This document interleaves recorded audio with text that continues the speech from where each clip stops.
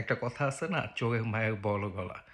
এইটা আসলে কালকে আবার প্রমাণ হইল যে বিসিবি ইস্যুতে আমাদের আসিফ মাহমুদ যে কথাটা বলছেন সেটা নিয়ে উনি বিসিবির এই যে ঘটনাটা ঘটছেন অর্থ কেলেঙ্কারির যে ব্যাপারটা সেটা নিয়ে উনি যে কথাটা বলছেন এটা আমার কাছে ব্যক্তিগতভাবে মনে হয়েছে চোরের মায়ের বড় গলা আর কি। ভাই আমরা মোটামুটি সবাই জানি বিসিবিতে গত কয়েকদিন ধরে একটার পর একটা বিতর্ক যাচ্ছে।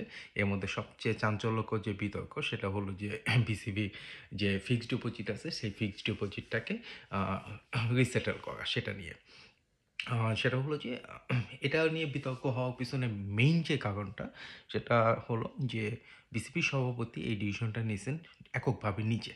এখানে বোর্ডে অন্য কেউ অন্য কোনো ডিপার্টমেন্ট অন্য কারোর সাথে পরামর্শ করেন নাই।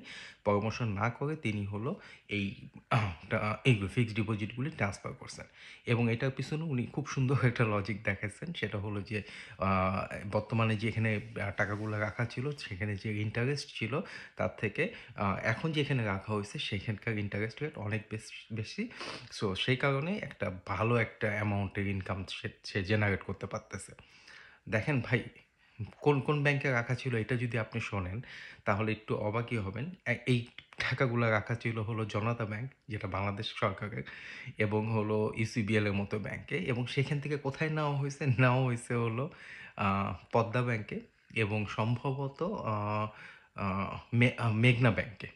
এই দুইটা ব্যাংকে। এবং ইন্টারেস্টিং ফ্যাক্ট হলো এই দুইটা ব্যাংকই হলো আওয়ামী লীগের আমলে তৈরি হওয়া ব্যাংক এবং আওয়ামী লীগের খুব স্থানীয় কিছু ব্যক্তি এই ব্যাংকের সাথে কানেক্টেড আর কি। এবং তার থেকে বড় কথা হলো যে এই ব্যাংকগুলোর অবস্থা খুবই খারাপ, এটা যে কোনো মোমেন্টে বন্ধ হয়ে যেতে পারে। রিস্ক লো লেভেল ব্যাংকিংয়ে এগুলো হলো সবচেয়ে আগায় আছে বলা যায়।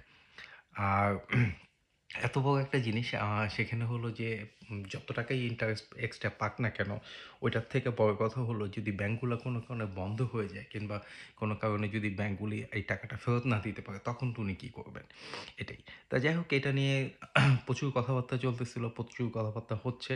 ঠিক সেই সময়ই হলো আমাদের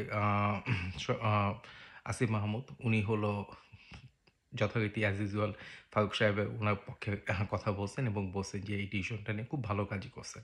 উনি কিন্তু একটা বারও বলল না কিংবা একটা বারও এই জিনিসটা মার্ক করলো না যে উনি কাজ যত ভালোই করুক না কেন কাজ তো আসলে প্রসেসের বাইরে যেয়ে করছে। এটা তো উনি নিয়ম মেনে করে নাই। এটা হলো যে জিনিসটা এরকম যে এটা আপনার বাসা না কিংবা এটা আপনার একক মালিকানার কোনো ব্যবসা না যে ঠিক আছে আমি এই টাকা এখান থেকে তুলে এখানে দিয়ে দিছি। এই টাকাটা তোলা, প্রসেস করা টোটালটাই একটা সিস্টেম আছে। সেই সিস্টেমটা ব্রেক করে উনি করছে।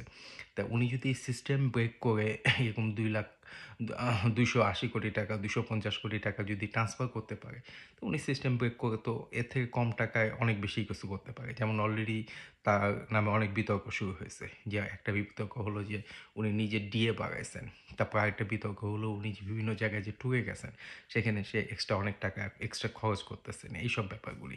সো আপনি যখন হেড হিসাবে যখন এই কাজটার দোষটাকে না ধরে এটাকে সাফাই গাওয়ার চেষ্টা করবেন, তখন এ ধরনের আরও ভুল উনি আরও করবে এবং উনি এ ধরনের ভুল করে জানে যে আমার তো ভয়ের কোনো কারণ নাই। আমি তো সাপোর্ট পাচ্ছি। এই জিনিসটা হইতে থাকবে। সো জিনিসটা এটাই হওয়া উচিত। উনাকে জবাবদিহিতার আন্ডারে নিয়ে আসা উচিত যে কেন প্রসেস মেইনটেইন না করে এই জিনিসটা করা হইল। That's it. ধন্যবাদ।